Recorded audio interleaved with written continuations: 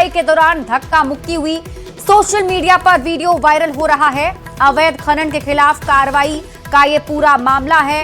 हालांकि न्यूज 18 इस वीडियो की पुष्टि नहीं करता है, लेकिन आपको जब तस्वीर दिखाएंगे तो उसमें आप देखेंगे पुलिस के सामने ही ट्रैक्टर भगा ले गए हैं बालू माफिया।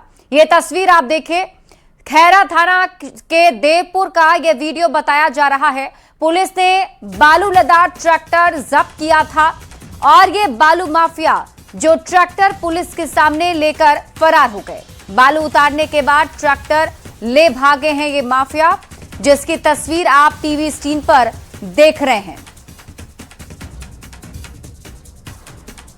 तो दो तस्वीर टीवी स्क्रीन पर आपको दिखा रहे हैं। पहली तस्वीर आप देखिए, ये वो ट्रैक्टर है।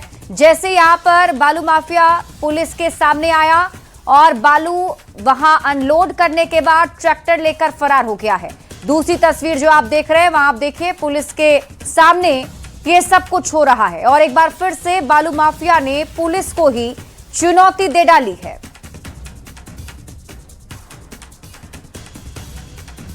तो जमुई से आपको ये बड़ी खबर बता रहे हैं और तस्वीरें भी घटनास्थल की आपको दिखा रहे हैं। अवैध खनन के खिलाफ कार्रवाई करने के लिए पुलिस की टीम मौके पर पहुंची थी, लेकिन पुलिस के सामने ही ये बालू माफिया ट्रैक्टर भगा ले गए, जिसकी तस्वीर आप देख रहे हैं। खैरा के देवपुर का ये वीडियो बताया जा रहा है। हालांकि न्यूज 18 इस वीडियो की पुष्टि नहीं करता है और आपको यही बता दें कि फिलहाल जब्त ट्रैक्टर से माफिया ने बालू उतारा और उसके बाद ट्रैक्टर लेकर फरार हो गए। वैशाली में टोटो चोरी के आरोप में दबंगों पर युवक को अगवा करने और पीट कर हत्या करने का आरोप है। आरोप है कि दबंगों ने पहले युवक को अगवा किया, फिर सुबह से शाम तक उसकी पिटाई की और जब हालत बिगड़ी तब युवक को उसके घर छोड़कर फरार हो गए, लेकिन इलाज के दौरान युवक की मौत हो गई। घटना बिद्दुपुर थाना क्षेत्र के खपुरा गांव की है, जहां गांव के मनजीत कुमार और रंजीत कुमार का टोटो गुरुवार रात में चोरी हो गया था। दोनों ने शक के आधार पर गांव के ही सन्नी कुमार को बंधक बनाकर पिटाई की। घटना की सूचना मिलते ही सदर एसडीपीओ मौके पर पहुंचे और मामले की जांच शुरू कर दी है। एसडीपीओ ने बताया कि इस मामले में घर की 3 महिलाओं को गिरफ्तार किया गया है, जबकि बाकी लोग फरार हैं, जिनकी गिरफ्तारी के लिए छापेमारी की जा रही है। आपको बता दें कि पिछले महीने ही मोबाइल चोरी के आरोप में औद्योगिक थाना क्षेत्र में एक युवक की पीट कर हत्या कर दी गई थी। बड़ा सवाल है कि क्या लोगों को कानून व्यवस्था पर से भरोसा उठ गया है, जो लोग खुद ही कानून को अपने हाथ में लेकर सजा देने लगे हैं, या फिर लोगों के बीच से पुलिस का इकबाल खत्म हो गया है। 10 पौने 11 बजे यहाँ पर रखा तो मैंने तुरंत भाग गया। मैंने रखा, एगो फोटो खींचा, भाग गया। हमको पास में मोबाइल नहीं था, इसी वजह वो लोग भाग गया। इसको फिर खाना बोले खाने के लिए, तो बोला कि ना, सब शरीर काम उम नहीं करता है, जैसे वैसे कर। अभी आधा घंटा के आसपास में ऐसा खा लिया। तो रहा था कि कांटा पर भी सुता के मारा है, बेल्ट से मारा है, फांसा से भी मारा है, ये सब बताया है। अच्छा, कितने लोग मारपीट किया? लगभग वहाँ पर 7-8 आदमी था। घटनास्थल का निरीक्षण जो है एफएसएल टीम के द्वारा किया गया है और अभी तक जो मामला प्रकाश में आया है कि टोटो चोरी करने का आरोप को लेकर के जो है इसके साथ एक ही परिवार के सदस्यों के द्वारा जो है मारपीट किया गया है और मारपीट क्रम में उसकी मृत्यु हो गई है। मृत्यु उपरांत जो है अभी फिलहाल जो कार्रवाई हुई है उसमें 3 जो पारिवारिक के सदस्य थे, महिला सदस्य, उस 3 महिला सदस्यों को जो है गिरफ्तार किया गया है। गिरफ्तारी उपरांत जो है न्यायिक हिरासत में भेजा जाएगा। और इस वक्त की आपको बड़ी खबर बताते हैं। विधायक राजू सिंह को 4 साल की सजा सुनाई गई है। राउज एवेन्यू कोर्ट ने यह फैसला सुनाया है। 2018 की न्यू ईयर पार्टी में फायरिंग का मामला है। फायरिंग में महिला की मौत हुई थी। कोर्ट ने मृतका के पति को 25 लाख रुपए मुआवजा देने का भी आदेश दिया है। गैर इरादतन हत्या और आर्म्स एक्ट मामले में सजा सुनाई गई है। तो इस वक्त की बड़ी खबर आपको दिल्ली से बता रहे हैं। राउज एवेन्यू कोर्ट ने यह बड़ा फैसला सुनाया है, जिसके तहत अब बीजेपी विधायक राजू सिंह को 4 साल की सजा सुनाई गई है। राउज एवेन्यू कोर्ट ने यह फैसला सुनाया है। यह पूरा मामला 2018 की न्यू ईयर पार्टी का बताया जा रहा है, जिसमें फायरिंग में एक महिला की मौत हुई थी।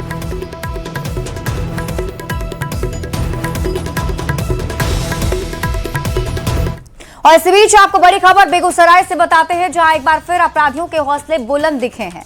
बेखौफ बदमाशों ने घर को निशाना बनाया और करीब 30 से 35 लाख के गहने, कैश और कीमती सामान लूटकर आराम से चलते बने।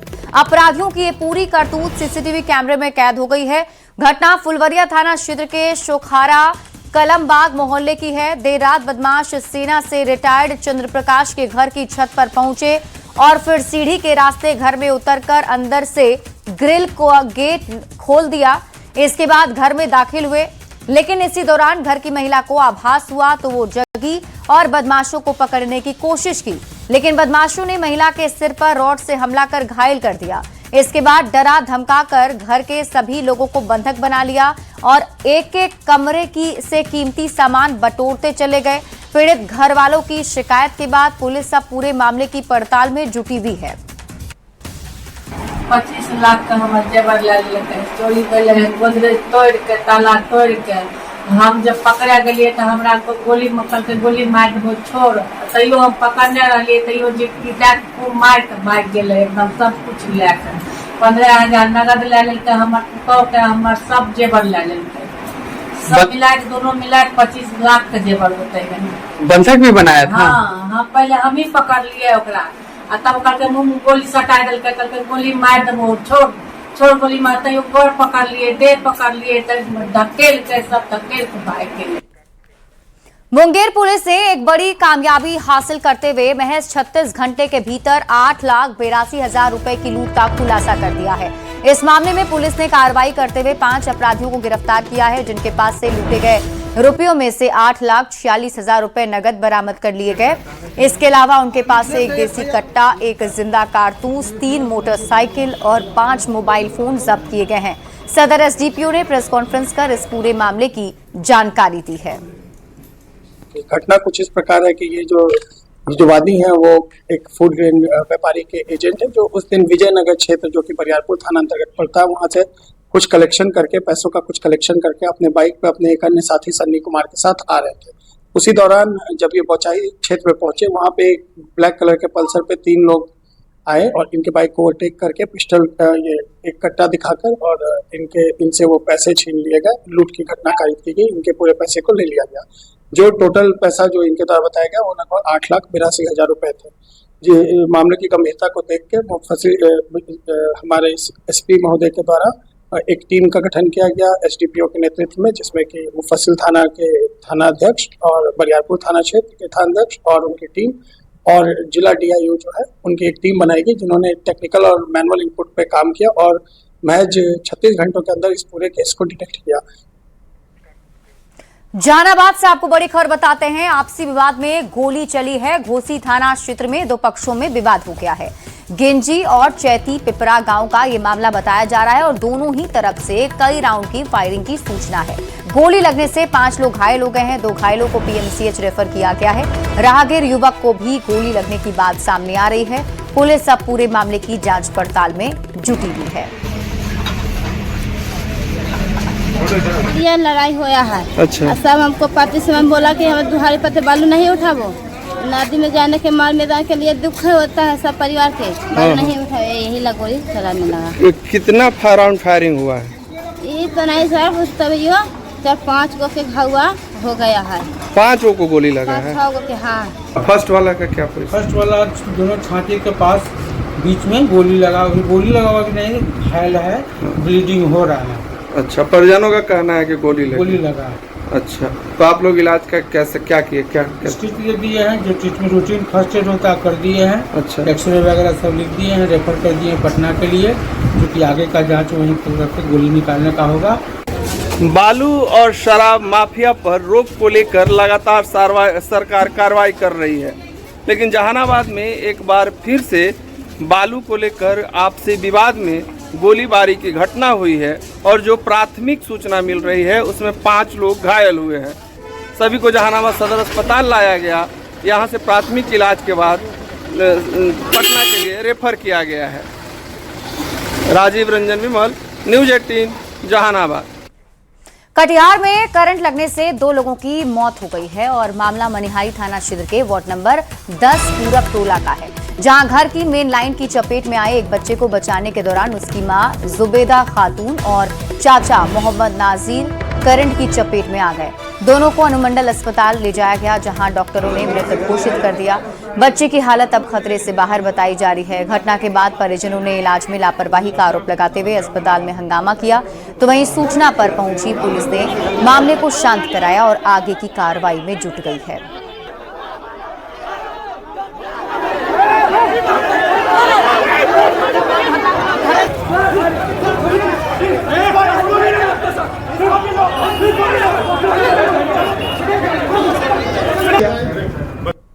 बच्चा कैसे जाकर फंस गया उसमें, जो बच्चा को बताने में ये उसका जो बड़का पापा किया, बस ये भी जाकर वहाँ फंस गया। तो बड़का पापा को फंसाने के लिए वो लड़की गई, औरत वो फंस गई। हम तो ऊपर छत पर से धक्का मार के गिरा दिया।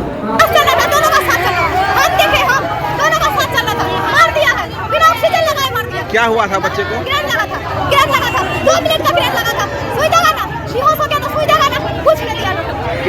किसको करंट लगा? इलेक्ट्रिक शॉक से एक बच्चे को, छोटे से बच्चे को 5-6 साल तक क्रॉस लगता है, उसको लगी थी। उसी को बचाने के लिए उसे चाचा और चाची गए, तो उन्हें भी करंट लग गया। उनके घर पे ही लगा है, उनके घर के छत पे ही लगा है। तो ऐसी स्थिति में तत्काल वहाँ खबर सूचना मिली तो वो हॉस्पिटल आया। हॉस्पिटल में हम लोगों ने अपने पुलिस को ही भेजा और उसके संज्ञान में जाँच हुई है, लेकिन वहाँ 2 कैजुअल्टी हो चुकी है। और इस वक्त की बड़ी खबर आपको बेगूसराय से बताते हैं, जहां अपराधी को पकड़ने के लिए पुलिस जवानों के साथ धक्का मुक्की की एक तस्वीर सामने आई है। घटना बलिया थाना क्षेत्र के बरियारपुर की है। बताया जा रहा है कि पुलिस कुख्यात अपराधी सोनू मोनू को गिरफ्तार करने पहुंची थी। पुलिस जब अपराधियों को पकड़ रही थी तो पुलिसकर्मी वीडियो बना रहे थे। अपराधियों के द्वारा धक्का मुक्की और विरोध का वीडियो बना रहे थे। इसी दौरान किसी स्थानीय ने भी पुलिस की कार्रवाई का वीडियो बना लिया, जिसमें पुलिसकर्मी एक अपराधी के कमर में जबरदस्ती पिस्टल डालते दिख रहा है और उसके बाद उसे गिरफ्तार कर लिया गया। वहीं दूसरे अपराधी को भी पकड़कर गाड़ी में ले जाते वक्त धक्का मुक्की हुई है। इस दौरान एक पुलिसकर्मी की भी आवाज आ रही है, जिसमें वो दूसरे जवान को कह रहा है कमर में हथियार नहीं डालिए। इस हाई वोल्टेज ड्रामे के बीच पुलिस जवानों ने दोनों को धक्का देते हुए गाड़ी में जबरन बिठा लिया और उसे लेकर चले गए। फिलहाल इस पूरी घटना पर कोई भी पुलिस अधिकारी कुछ भी बोलने से इनकार कर रहे हैं। पिस्टल मत खोसिए, हथियार नहीं खोसिए, हथियार नहीं खोसिए, पिस्टल मत खोसिए, हथियार नहीं खोसिए, हथियार नहीं खोसिए। और चलिए अब बात बोध गया की करेंगे, जहां आज से नए आपराधिक कानूनों को लेकर 2 दिवसीय राष्ट्रीय सम्मेलन शुरू हो गया है। इस कार्यक्रम में सुप्रीम कोर्ट और हाई कोर्ट के न्यायाधीशों के साथ बिहार के वरिष्ठ प्रशासनिक और पुलिस अधिकारी शामिल हैं। मुख्यमंत्री सम्राट चौधरी कार्यक्रम में शामिल हैं। सम्मेलन में नए कानून के प्रभावी क्रियान्वयन और उससे जुड़े विभिन्न पहलुओं पर चर्चा होगी। कार्यक्रम को लेकर बोधगया में सुरक्षा के भी कड़े इंतजाम किए गए हैं। अच्छा लगा कि कई चीजें आपने बहुत सिंपली समझाने का काम किया और मेरा भी मानना है कि न्याय तभी मिलेगा जब आम लोगों का भरोसा बढ़ेगा। काम तो हम लोग सभी कर रहे हैं, चाहे न्यायालय हो, सरकार हो या हमारे पुलिस के पदाधिकारी हैं, लगातार काम कर रहे हैं, लेकिन लोगों का विश्वास और बढ़ाने की जरूरत है। न्याय को आगे बढ़ाने के लिए भारतीय न्याय संहिता, भारतीय नागरिक सुरक्षा संहिता, भारतीय साक्ष्य अधिनियम, इसको अधिक पारदर्शी, वैज्ञानिक और तकनीक सक्षम एवं नागरिक केंद्रित बनाने की दिशा में हम लोगों को परिवर्तन करने पड़ेंगे। और इस बीच आपको पटना से बड़ी खबर बताते हैं। 10 सर्कुलर आवास से नाम हट गया है और इस आवास से राबड़ी देवी का नाम अब हटा दिया गया। आरजेडी के व्यक्ति ने नेम प्लेट हटाया, छैनी हथौड़ी से काटकर इसे हटाया गया है। राबड़ी देवी ये आवास खाली कर चुकी हैं और आपको बता दें कि 10 सर्कुलर रोड आवास खाली करके राबड़ी देवी जा चुकी हैं और अब ये नेम प्लेट भी हटाया गया है। मंत्री उनका हटा के अपने पास ले जा रहे हैं, तो उसको यहाँ से आप लोग हटा लिए। हाँ। तब इनको ले आके अपने पास रख लीजिएगा। हाँ। तो आप लोग को डर था कि अपमानित किया जाएगा? एकदम 100% उनका काम ही है अपमानित करने का। आप पार्टी के अब कहाँ से उसको छोड़िए ना, हमारा जो इज्जत है अपना अपने पास ले जा रहे हैं। कहाँ लेके जाएगा इसको? जो अपने घर में, अपने घर ले जाएगा इसको? तो कहाँ ले जाएंगे इसको, कहाँ देंगे? जाएगा जहाँ था वहाँ पहुँचा देंगे। चलो मुकेश। सुरक्षा वापस किए जाने पर आरजेडी सुप्रीमो लालू प्रसाद ने कहा, हाँ सरकार बैकफुट पर है। उन्होंने कहा सरकार ने गलत किया था। ये बंगला खाली करने के लिए आप लोगों ने खाली कर दिया, कुछ कहेंगे? आखिर सरकार इस तरह से आपको जेट स्टडी की सुरक्षा भी दे दी फिर से। क्या बैकफुट पर है सरकार? बैकफुट पर है। क्या लगता है उन्होंने गलती कर दिया है आप लोगों के साथ? बहुत किया है। चलिए, शिक्षा मंत्री मिथिलेश तिवारी का बड़ा बयान सामने आया है। कोटा की तर्ज पर बिहार में कोचिंग हब बनाने की सरकार की तैयारी है।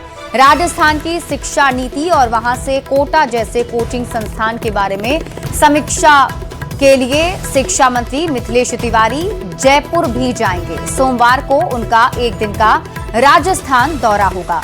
राजस्थान के पूर्व शिक्षा मंत्री जो वर्तमान में स्पीकर हैं, उनसे मिलकर शिक्षा व्यवस्था के बारे में वो समझेंगे। शिक्षा मंत्री ने कहा कि वर्तमान में शिक्षा व्यवस्था में क्या हो रहा है, बिहार के लिए जो भी आवश्यक होगा उसे बिहार में लागू करेंगे। उन्होंने कहा बिहार में बहुत बड़ी संख्या में बच्चे और टीचर कोटा जाते हैं।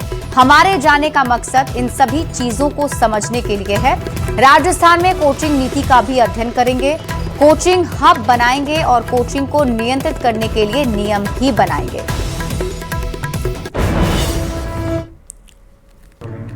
बिहार के शिक्षा मंत्री मिथिलेश तिवारी दिल्ली दौरे पर हैं और सोमवार को राजस्थान जाएंगे। वहां पर कई वरिष्ठ नेताओं से मुलाकात करेंगे। सरकार में जो शिक्षा मंत्री हैं, वहां के स्पीकर हैं, इसके अलावा मुख्यमंत्री, उप मुख्यमंत्री, उन सबसे उनकी मुलाकात होगी। बिहार में शिक्षा व्यवस्था को लेकर के काफ़ी सजग हैं और बेहतर करने की अपनी कोशिश कर रहे हैं, लगातार इसको अंजाम दे रहे हैं। बात करेंगे मिथिलेश तिवारी से। मिथिलेश जी, आप राजस्थान दौरे पर जा रहे हैं, किस तरह से बिहार में राजस्थान के शिक्षा मॉडल को लागू करना चाहते हैं, या वहाँ से कुछ विशेष कोई चीज़ है जिसको बिहार में आप आकर के उसको इम्प्लीमेंट करना चाहते हैं? देखिए, राजस्थान दौरे का मकसद यही है, जो अभी वर्तमान शिक्षा मंत्री हैं आदरणीय मदन दिलावर जी, उनसे भी हमारा टाइम फिक्स है। उनसे भी हमें मिल करके समझना है कि वर्तमान समय में राजस्थान में शिक्षा व्यवस्था में क्या नया हो रहा है, और वो जो हमारे बिहार के लिए जो भी आवश्यक होगा उसे हम बिहार में भी लागू करेंगे। साथ ही साथ जो बिहार में अभी कुछ दिनों पहले कोचिंग के विवाद थे, उसमें माननीय मुख्यमंत्री जी ने निर्देशित किया शिक्षा विभाग को कि बिहार में कोचिंग संस्थाओं को नियंत्रित करना है और अलग से एक जगह पटना के बाहर अलॉट करके कोचिंग हब बनाना है। और कुछ चीज़ें हम लोग अपने मॉडल स्कूल के साथ भी ब्रिज कोर्स के रूप में हम लोग स्थापित करने वाले हैं। चलिए, बहुत बहुत धन्यवाद। तो ये थे बिहार के शिक्षा मंत्री मिथिलेश तिवारी। कैमरामैन अपू पाठक के साथ अमितेश सिंह, न्यूज 18 दिल्ली। मुंगेर से आपको बड़ी खबर बताते हैं। कैंसर पीड़ित का होगा मुफ्त इलाज। राजेंद्र यादव के फ्री इलाज की प्रक्रिया तेज हो गई है और स्थानीय प्रशासन और नेता इसे लेकर एक्टिव हो गए हैं। सीएम सम्राट चौधरी का ये मानवीय फैसला है। मानवीय फैसले से लोगों में अब उम्मीद जगी है। तो इस वक्त की बड़ी खबर आपको मुंगेर से बता रहे हैं। कैंसर पीड़ित का अब मुफ्त इलाज होगा। जो फैसला सरकार ने लिया है, राजेंद्र यादव के फ्री इलाज की प्रक्रिया तेज कर दी गई है। स्थानीय प्रशासन और नेता भी इसे लेकर एक्टिव हो गए हैं।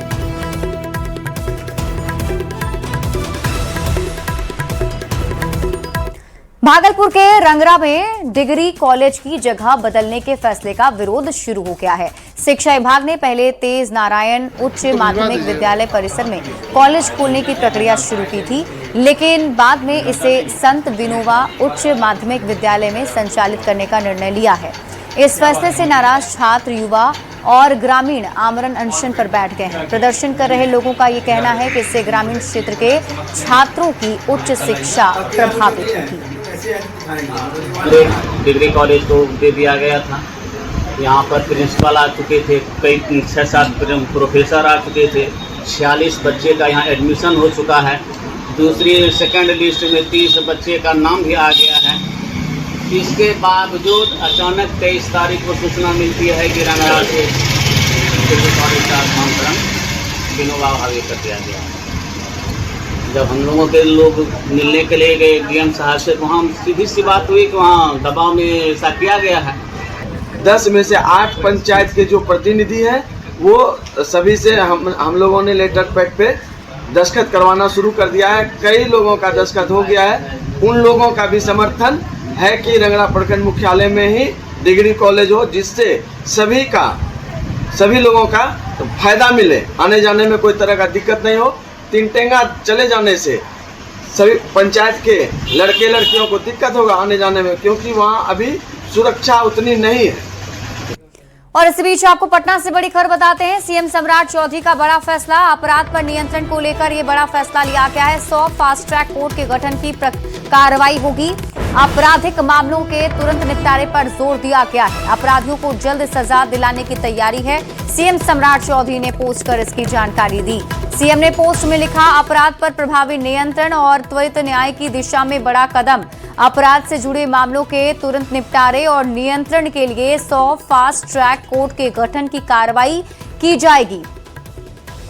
और न्यूज 18 संवाददाता शैलेंद्र कुमार अधिक जानकारी के साथ जुड़ गए हैं। शैलेंद्र, एक तरफ अपराधियों को चेतावनी और अब फास्ट ट्रैक कोर्ट की बात कही जा रही है। हाँ बिल्कुल, देखिए मुख्यमंत्री सम्राट चौधरी ने खुद इसकी जानकारी दी है और खास तौर पर उन्होंने यह भी कहा है कि जिस तरीके से बिहार में जो अपराध पर लगाम लगाने के लिए एक बड़ा निर्णय सरकार ने लिया है और जल्दी से कार्रवाई हो, चाहे भी कोई घटना घटती हो, फास्ट ट्रैक कोर्ट के माध्यम से, इसके लिए 100 नए फास्ट ट्रैक कोर्ट का गठन होगा। और एक बड़ी पहल है सरकार की, क्योंकि न्यायालय में मामले काफी लंबित होते हैं और खास करके जब भी कोई घटना घटती है तो अपराधी तो पकड़ा जाता है, लेकिन कार्रवाई या फिर जो देर होती है उन चीजों को देखते हुए एक बड़ा निर्णय कहीं न कहीं सरकार ने लिया है और 100 नए फास्ट ट्रैक कोर्ट का गठन किया जाएगा। तो मतलब अब ये साफ तौर पर दिखाई दे रहा है कि जिस तरीके से पुलिस की कार्रवाई हो रही है, उस कार्रवाई को जल्द से जल्द अंजाम तक पहुंचाने के लिए सरकार ने एक बड़ी पहल की है और 100 नए फास्ट ट्रैक कोर्ट के गठन की मंजूरी दी है। जी ठीक है शैलेंद्र, आप इस खबर पर नजर बनाकर रखिए। शुक्रिया इस अपडेट के लिए। तो बड़ी खबर आपको पटना से बता रहे हैं। अब देखिए, आपराधिक केस के तुरंत निपटारे पर जोर मुख्यमंत्री सम्राट चौधरी ने दिया है और इसीलिए सीएम ने बड़ा ऐलान किया है। पोस्ट करके ये जानकारी लोगों के साथ साझा की है, जिसमें सम्राट चौधरी ने ये बड़ा फैसला लेते हुए बताया कि अपराध पर नियंत्रण को लेकर ये फैसला लिया गया है, जिसके तहत फास्ट ट्रैक कोर्ट जो है उसका गठन किया जाएगा और जल्द से जल्द केस के निपटारे किए जाएंगे।